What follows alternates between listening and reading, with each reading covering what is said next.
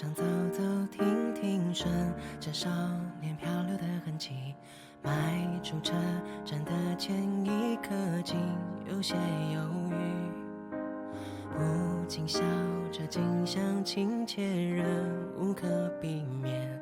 而长夜的天依旧那么暖，风吹起了从前。从前初识这世间，万般留恋，看着天边死在眼前，也甘愿赴汤蹈火去走它一遍。如今走过这世间，万般留恋，翻过岁月不同侧脸，猝不及防闯入你的笑颜。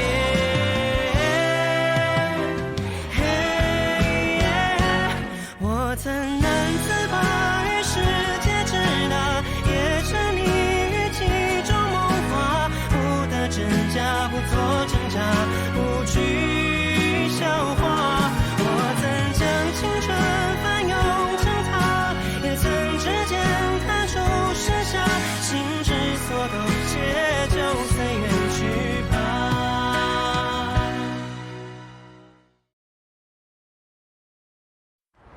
跟你说话呢，人家家你别骚扰人家。你是不是有病啊？我愿意跟谁玩，在哪儿玩是我的自由。你那么爱管人，就当居委会主任啊，老缠着我干嘛？人家家你可以啊，问我要钱的时候呢，你是未成年，你现在有钱花了，你就要自由，怎么什么好事都摊你头上了？我告诉你，一而再，再而三地跟我犯浑，我都忍了。可你现在是自己把自己往沟里带，我忍不了。你妈走了，现在我就得管你，要不然我对不起你妈。我就纳闷了，从前我妈活着的时候，我也这么混日子的。现在我妈死了，你过来管我，什么意思啊？弥补愧疚啊？替她还是替你自己啊？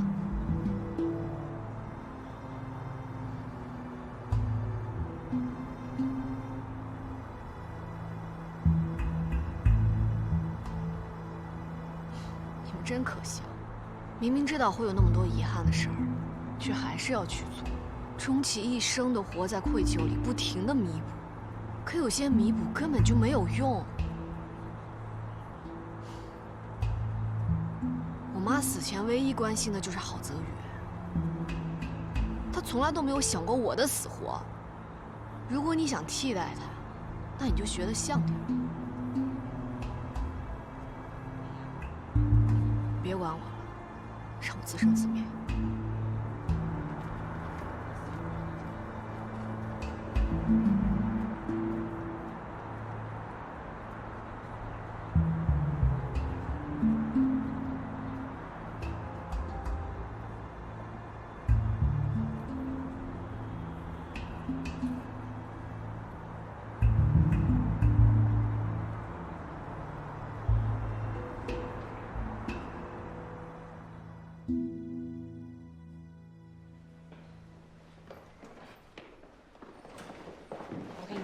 你就忍一会儿，忍一会儿，一会儿就结束了啊！别紧张，我会站在台底下最明显的地方，我给你加油。我看你有功，你知道吗？你怎么给我加油啊？你站台底下给我唱歌跳舞转圈圈啊？哟，您还没开玩笑呢，说你没那么紧张。啊，放松放松放松放松啊，放松，不紧张不紧张不紧张。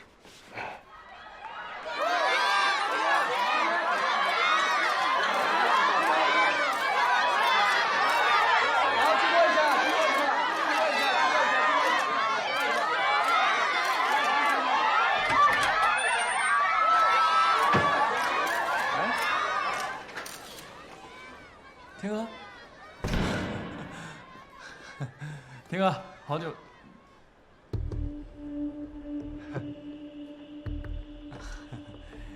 那个，你说你来，我不知道，你怎么也不提前跟我说一声啊？咱俩还能提前联系联系。咱俩这好长时间。小九，你怎么来了？太感动了！欢迎欢迎欢迎！越来越漂亮了啊！来来，恭喜！谢谢，来吧，里边聊。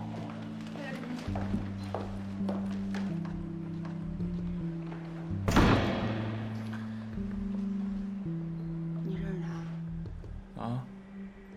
啊，之前好像认识来着。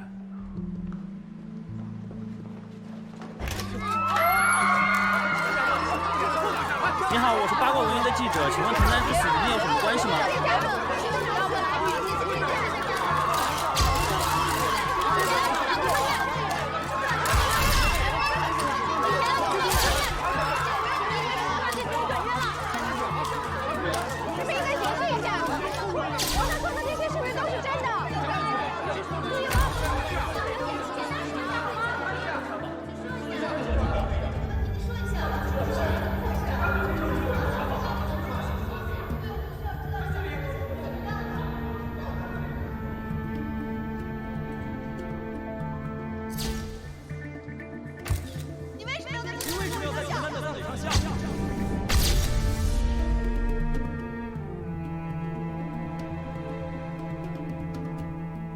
你以后要是参加我的葬礼，会笑吗？会，因为我知道你一定不想看见我哭。反正咱们两个说好了，甭管谁先走，都一定笑着送对方最后一程。那如果可以重新来过，你愿意改变些什么吗？他原来跟我说过，发生了的事儿就别后悔，一点一滴都是成长。我跟他在一起这么多年，一桩桩一件件的事儿，全都在我心里，哪能随便就改变呀？在这世界上，只有不重要的事儿，才能随意改变。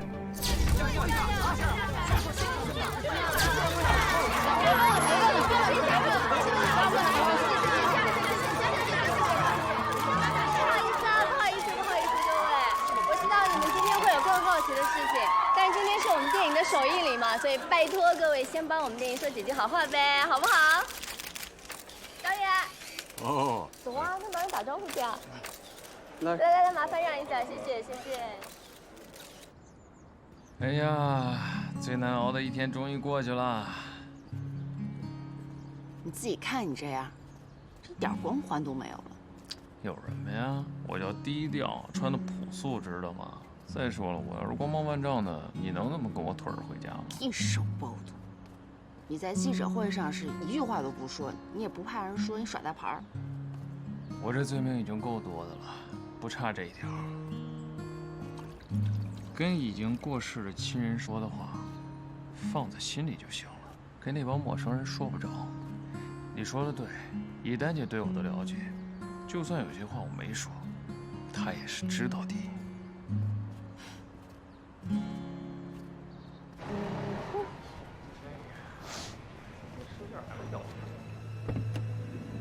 回去吃啥呀？哎，好多鱼，采访。请问童男为什么自杀？是被你逼的吗？他带你这么多年，一直没把你好好，是因为你提出解约才导致他自杀的吗？你们俩在一起工作这么久，他死了，你难道一点都不难受？不好意思。哎，回答一下问题。别跑，我跟你说。就回答我们的问题。啊，请问你跟滕丹是不是有不正当的男女关系？滕丹的死是不是因为你有了新欢？有。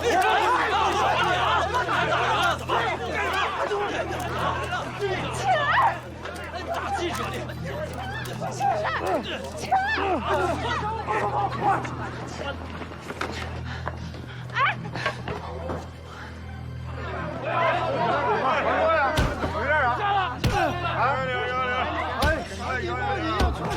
赶紧报警！这怎么回事啊？哎呀，快报警！车都砸了，这还行啊？太严重了！赶紧报警！啊，打电话！报警！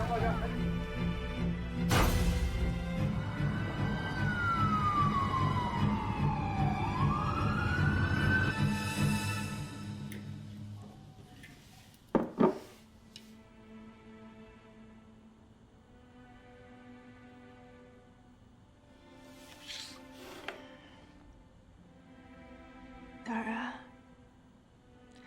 你说你怎么就养了这么一个暴脾气的闺女，一点儿都不像你。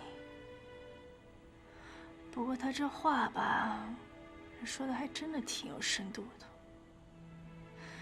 我们这些大人呢，还真的就是一直在弥补，想真没什么用。你说人都死了，这装腔作势的给谁看？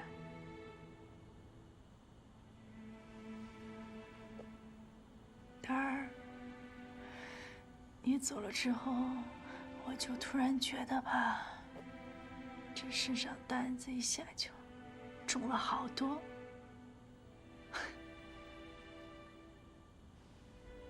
我还从来没有像现在这么有责任感过。你这一生太短暂了，剩下的就让我来替你完成。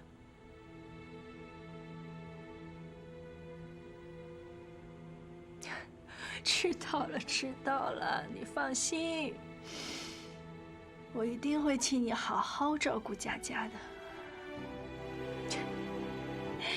好泽宇我都降服了，是不是？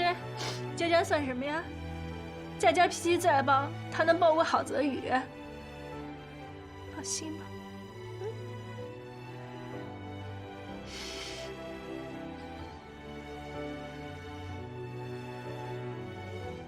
就是想你了。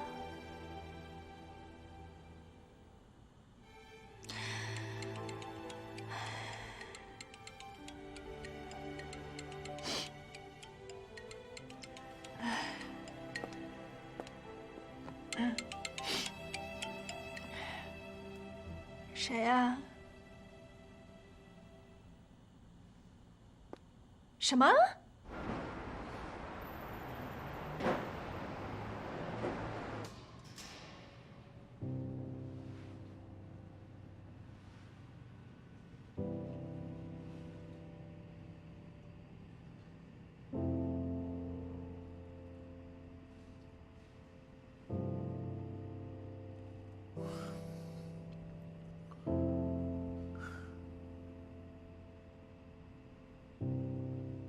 警察同志，你就让我们见一面还行不行啊？哎呀，大家都别着急啊，现在是这么一个情况。他说了，不见人。再说了，现在他是拘留，没有探视这一说，坐牢才有。哎，警察同志，您这话说的，这不咒我们家小雨吗？那不让看没事，我保他出来可以吧？您先别激动啊，他还说了，不出来。说想在里边好好的反省一下，这女士，咱们现在也没有保释这一说。不是，那我们能干嘛呢？就他现在关在里面，就连改正的机会都没有，是吗？哎，警察同志啊，我们可以跟对方协商一下，我们该赔偿赔偿，该道歉道歉，这本身就属于民事纠纷，对不对？哎，如果对方要是愿意和解的话，那郝泽宇是不是就可以出来了？嗯，原则上是这样。好，那我就跟他们协商。站住！又怎么了？别上蹿下跳的瞎张罗了啊！那就随着他的心愿，在里头多待几天吧。你说什么呢，爸？胡方树啊，你有没有点人性啊？你也是进过派出所的，早知道那时候我也不管你了，让你在里边好好的待着。嚷嚷什么？你瞎嚷嚷什么你？你给他的时间，让他冷静冷静。还有什么地方比这地儿更合适啊？这没记者，没网络，甭管外边发生什么事儿了，只要您在这里边，不会有人打扰他。把他放出来，往哪儿藏他呀？谁看着也没有人民警察看着踏实，是吧，警察同志？是吧？我觉着啊，这孩子罪过也不大，过2天就出去了。该道歉该赔偿，咱们一样都不少。但是现在咱们得给他时间，哎，让他好好的反省。兴许过几天出来，这事儿也就过去了。那愣着干嘛呀？走吧。打扰了，警察同志。哎。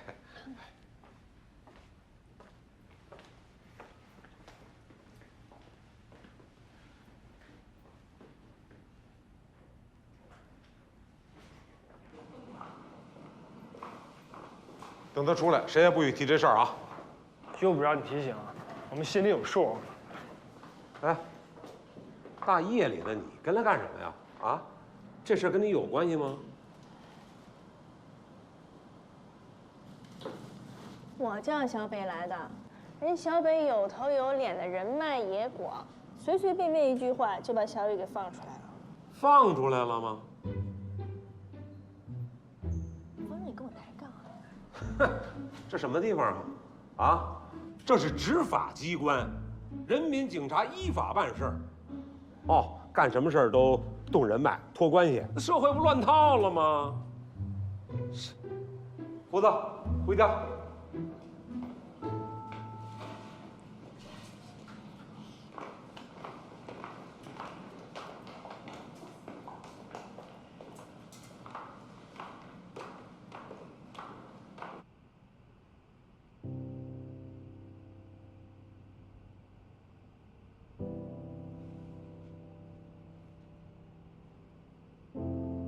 请问你跟藤南是不是有不正当的男女关系？藤南离婚是不是因为你？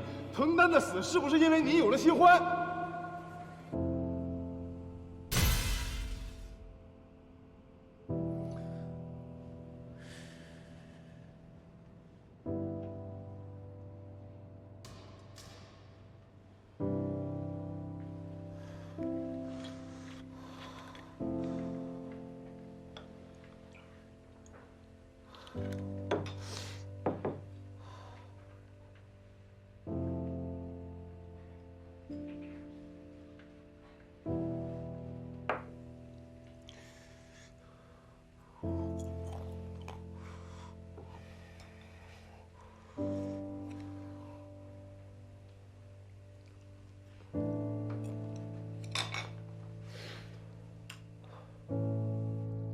近日，演员郝泽宇无故殴打狗仔的视频在网络上疯狂传播。为此，本台记者第一时间找到被殴打的当事人，听听他是怎么说的。那天我们就是想采访他一下，不知道他怎么想的，冲上来就砸我的车。像这种人应该趁早封杀。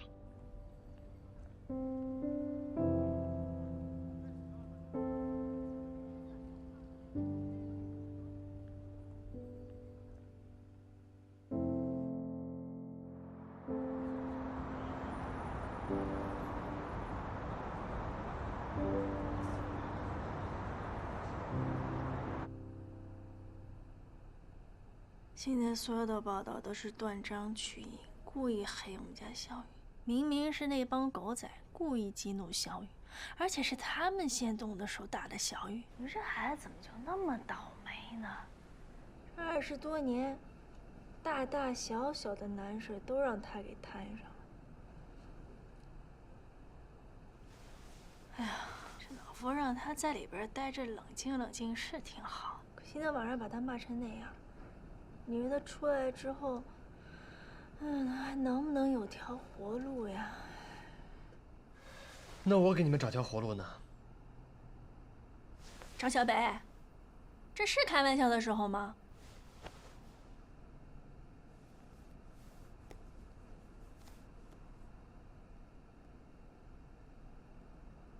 我呢，只能帮到你这儿了，剩下的你自己想办法吧。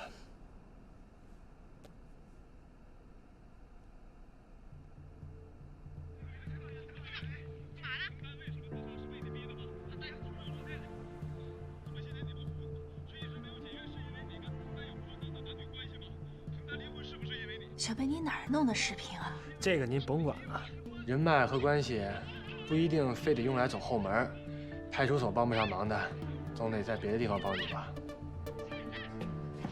小北，你开个价，多少钱我都买，倾家荡产我都买。别跟我提钱，提钱多伤感情呀！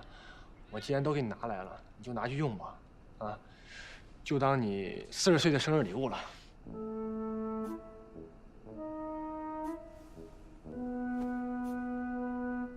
我不是那个意思哈，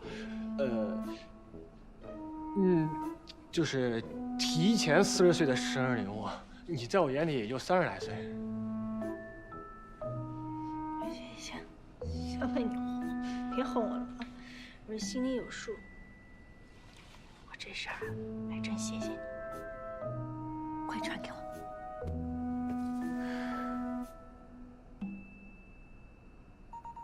这么些年你不服，却一直没有解约，是因为你跟藤丹有不正当的男女关系吗？藤丹离婚是不是因为你？藤丹自杀是不是因为你有了新欢？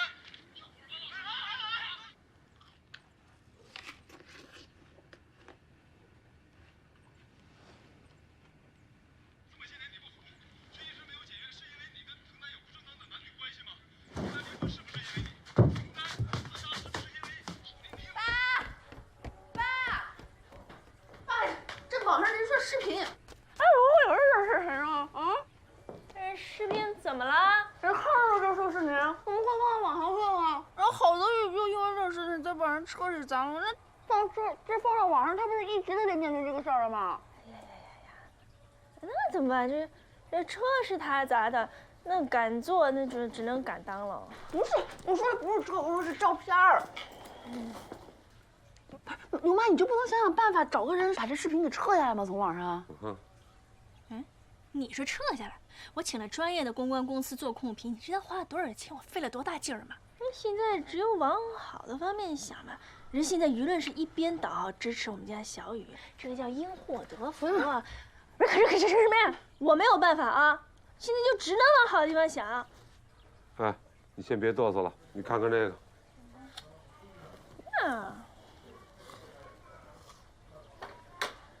说这话的人是脑子有病啊！你说什么呀？说我们家郝泽宇精神情绪不稳定，说有躁郁症，把他看心理医生的事儿给扒出来了。说这话的人他自己心里有多稳定啊？我要给他看这照片，他能给我笑脸相迎吗？我说什么来着？啊，别老找人给他瞎瞧病，这可好，全世界都知道了。你啰嗦什么呀？你啰嗦啊？不也有好的？你看这也有同情我们家小雨的，哟，这还有对号入座的呢。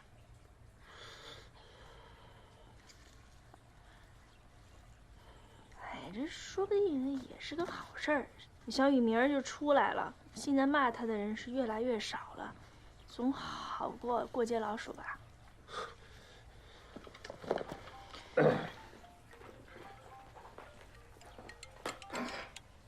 喂，我是。什么？哦，是，拍电视剧啊。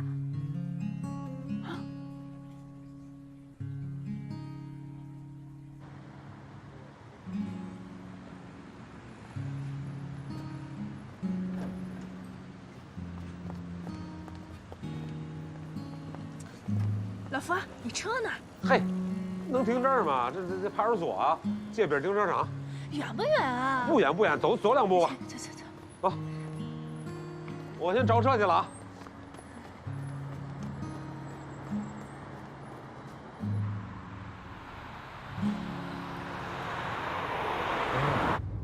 你什么情况啊？怎么哪儿都有你呢？我是你造型师，我得跟着你。你还把自己当成以前那个街头卖唱的小朋友啊？哎，你看看这个，哎，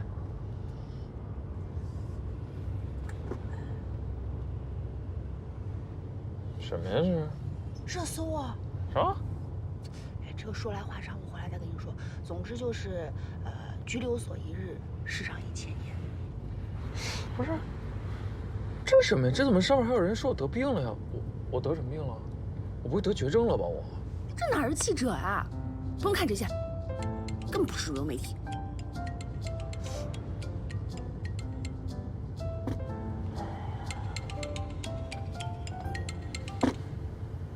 不是你怎么不接啊？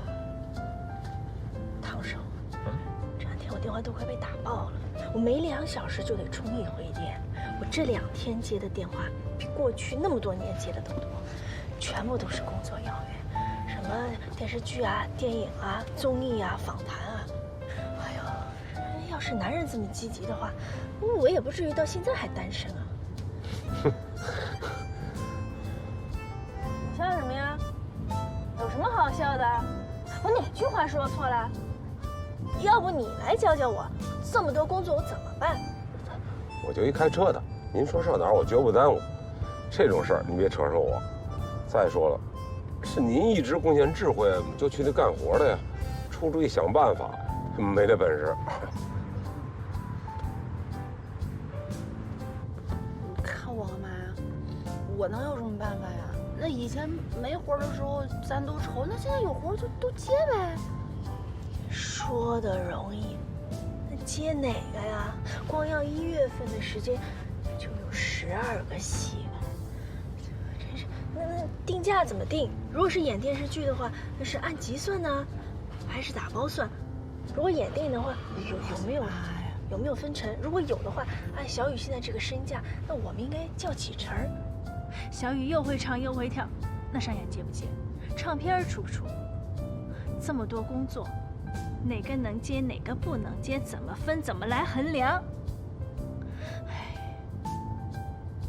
瞧瞧你们一个个，平时那话多的嘴碎的，关键时候吧，都给我当哑巴。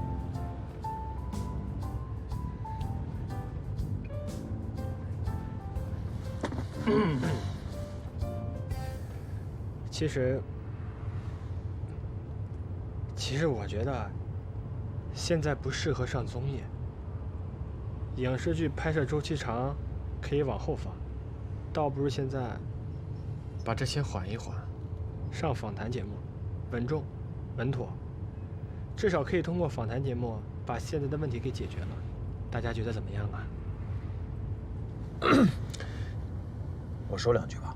你闭嘴。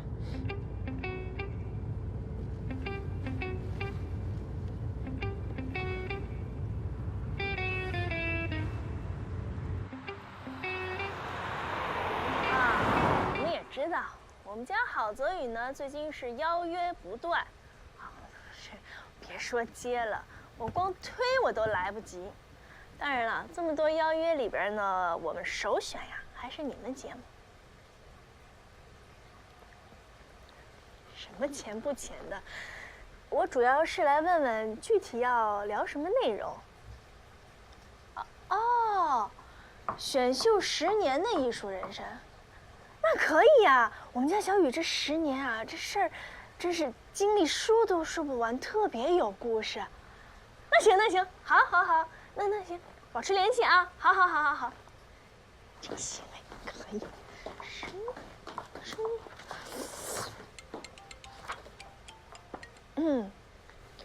喂，是。哦，毕生源我知道啊，合作是吧？啊，哎呦，就我们家小雨瘦的，让毕生源都心疼了。行，合作可以，价钱这事儿面谈啊。这样吧，你就加我这个手机号的微信就行。哎，好，保持联系啊。小雨呢？小雨呢？外面呢？你坐这干什么呀？这不用你忙，你搬回弄，赶紧给小雨拿了好喝的，伺候她好。一会儿把这个弄完啊！快。好。交给我了啊。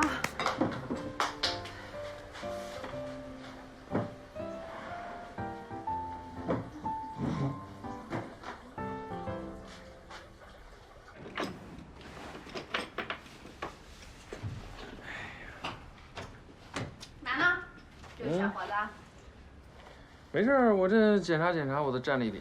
来，怎么着？过来，我要采访一下啊。你现在上了热搜，是什么感觉呢？啊，感觉不错，啊，这个就跟路上捡张彩票似的，没想到还中了头奖。来，你轻点啊。我都热搜了，我是吧？这椅子说不定转手一卖，还值个不少钱呢。那我更得试试。哎，这坐着。你越说我越热，那我得试试到底结不结实。我跟你说，你好好珍惜。我原本真的以为只有我死了以后，这个椅子才会升值的，还想留给你们当传家宝，啊！这没想到我进了趟看守所，出来就升值了。哎，你说这事儿挺有意思的。你说我原来不管怎么努力，是吧，什么用都没有。我这回打了个人，砸了个车，哎，反而出来大家就保护我了。你说是不是？是，你现在在风口浪尖上，你小心隔墙有耳。我跟你说啊，这个不管是娱乐圈还是各行各业，人都在努力着，对吧？这没什么好标榜的。你呀，这个打人砸车是不对的，但是大家守护你的是什么呢？是你这个人，你的遭遇，你正确的价值观，知道吗？行了，你至于的吗？我知道你想问什么。这我以前不忙的时候呢，总是惹事儿，折腾你们。现在我总算是有工作了，你放心，我肯定会好好工作的。行吧。这么多工作就给接一个，您这么财迷，好少挣这么多钱不心疼啊？说话不要连粉带刺的啊！我是财迷，但我也是一个专业的经纪人。我们家小雨现在是非常时期，我要更加保护她的羽毛，消除外界对她的误会，你懂吗？我跟你说，这节目我可看过，人家不定问什么呢啊？就他现在这情况，能行吗？所以嘛，这不就只接了一个吗？人家都采访什么呀？你问了没有啊？就聊聊选秀时间那些事儿吧。人家是大节目，有信用了，要你瞎操什么心？赶紧包你的饺子。毕生源电话。访谈的事儿，我自个儿去就行了。为什么？我想自己面对，不想那么依赖你了。我是你的助理呀，你本来就应该依赖我呀，对吧？我得帮你拿东西，我得帮你倒水，而且我还要帮你沟通好多事情啊。哎呀，这以后的工作机会多的是，不差这一次了。而且我确实得慢慢学着不那么依赖你了。为什么呢？这万一以后牛美帝给你升职了，对吧？你对于我的事儿你不再亲力亲为的，那我得多不得劲儿啊，是吧？好吧。还有那网上的评论，我也都看了。他们说的意思呢，我大概其算是明白。所以我想问你啊，上回你找那心理医生，他到底是怎么说的？我到底有没有那躁郁症啊？哎呦，网上那些话你也信？那都以讹传讹的。那心理医生，他就是一江湖郎中。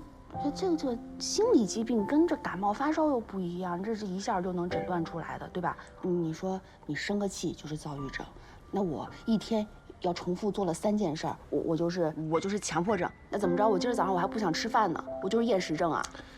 不是，可是我觉得人家网友说的特别有道理，你琢磨琢磨，我是不是要控制一下，或者是吃点什么药什么的？我是怕万一哪天我要是犯病了，我再把你跟你爸，我把你们揍了怎么办啊？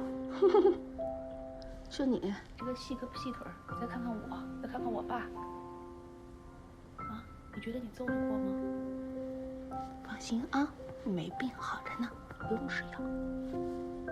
也是啊。也是什么也是？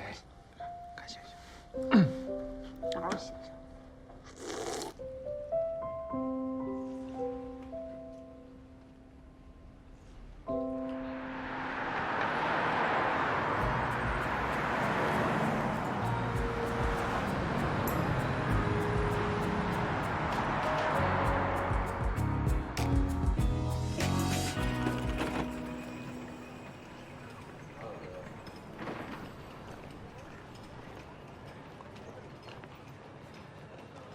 招招吧。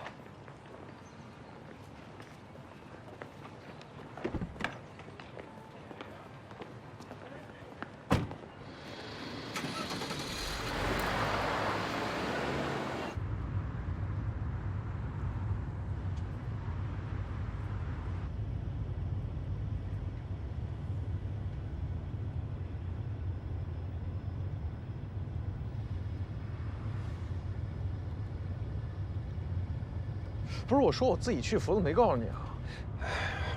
你现在有名有分了，哪能让你打车去呀？不是我为什么不让你们跟我去啊？啊，我一个人去，不管他们问我什么，我都能对答如流。实在不行，他们问我不高兴了，我跟他们打一架，怎么着啊？原来我就不是没这么干过。你们呢？个顶个的玻璃心，这我还没怎么着呢，你们在那儿心疼心痒的，心乱如麻的，你们这不是存心捣乱吗？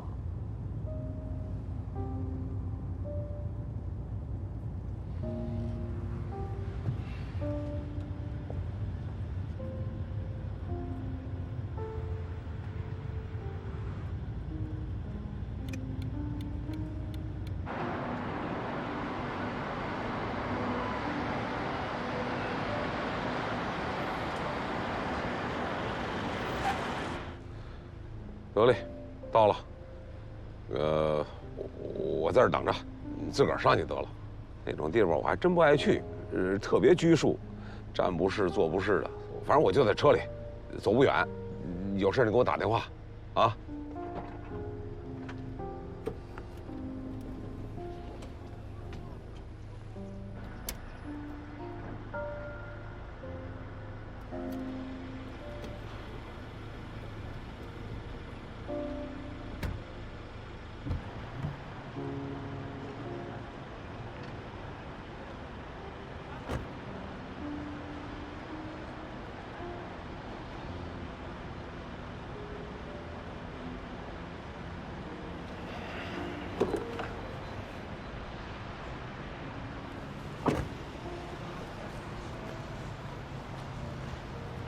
你经纪人之前交代过，一些敏感问题不能问，但是我还想再征求一下你的意见。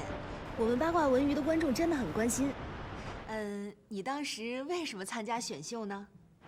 我当时去参加选秀吧，其实就是告爸赌气的，啊，说实话我也没想到我能拿到一个成绩，虽然成绩一般，但是这么多年我一直还靠这个工作吃饭，所以其实觉得自己还算是挺幸运的。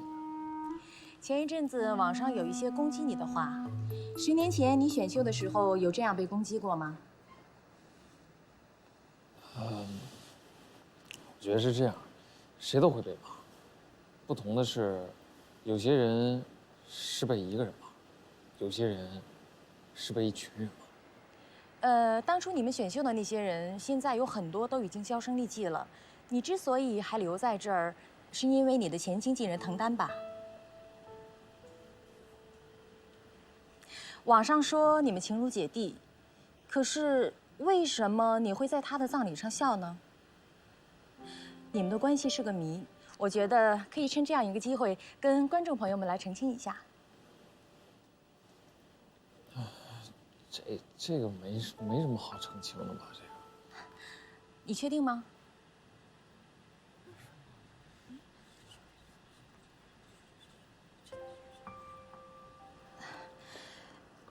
有人说你得了躁郁症，心理医生已经诊断过了，或者你也可以给我们大家普及一下这个病。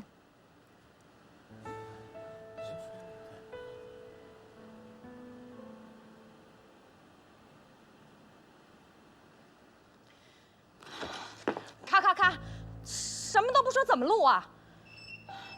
休息一下，15分钟以后再录。郝泽宇，跟我过来一下。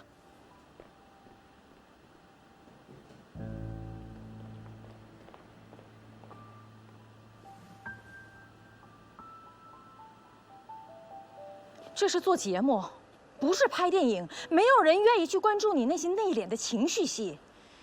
你之前可能没有上过访谈节目，不过没有关系，我可以传授一些经验给你。你要记住，观众想要什么，你就要给予他们什么，并且你要加倍的给。你要懂得接梗，要不然这样，你也别琢磨了，按照我说的做。一会儿如果开录的话，我问你问题，如果你不想回答，你就哭，哭到仰天长啸那种，最好跪下。反正你跪的是滕丹，不吃亏。记住了吗？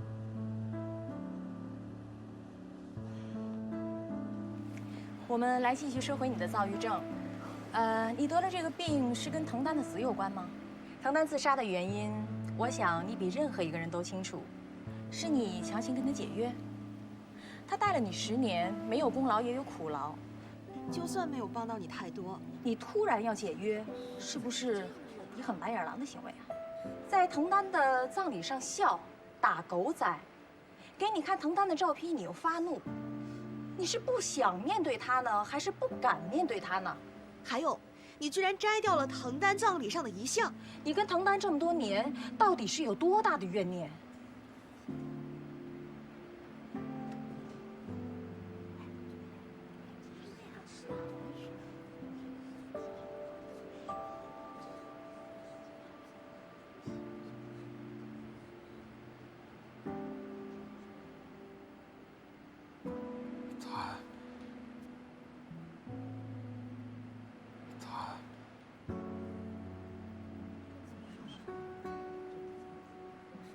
他对花粉过敏。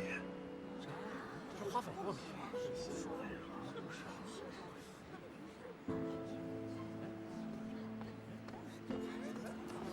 郝泽一，你上哪儿去？这节目还没录完呢。活该你们节目开天窗啊！之前说的好好的，聊选秀10年，选秀10年，你们聊的是什么呀？啊，你们这有没有人性啊？哪儿疼往哪儿戳！你们不是本事大吗？开天窗啊，自个儿解决去。你这么说可就不对了，滕丹也是选秀10年的一部分。为什么不能聊啊？那葬礼呢？躁郁症呢？热心网友已经把你们的丑态都放到网上了，群众的眼睛都是雪亮的，看看他们是怎么骂你们的，看看他们是怎么心疼我们家小雨的。没人性，你还有理啦？您这么说可就有失公道了。网友怎么骂我们节目我不管，但是咱们得把理儿说清楚。我问的每一个问题，都之前跟你确认过，你没有说不能聊。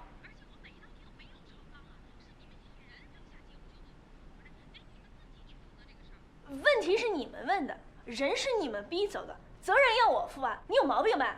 是。别，烦死！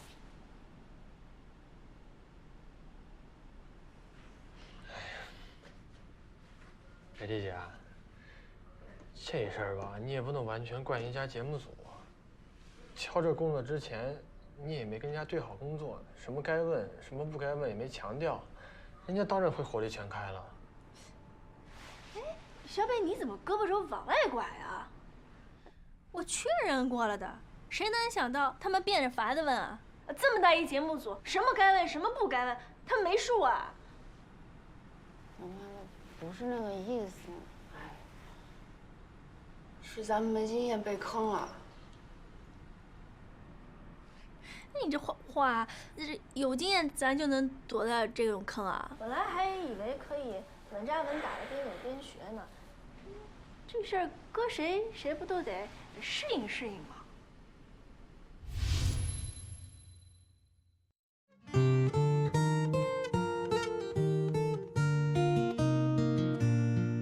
忘了多久的好久不见，曾以为再也不见。青春的执着坚决，换一张笑脸，放下痛过的月月年年，回避的记忆断片，此刻交叠了视线，不再是解不开的结。我们都如爱所愿，不再是一厢情愿，遗憾轻描淡写，流失坏的泪，从此没有心事了，如爱所愿，学会自己和解，成为被信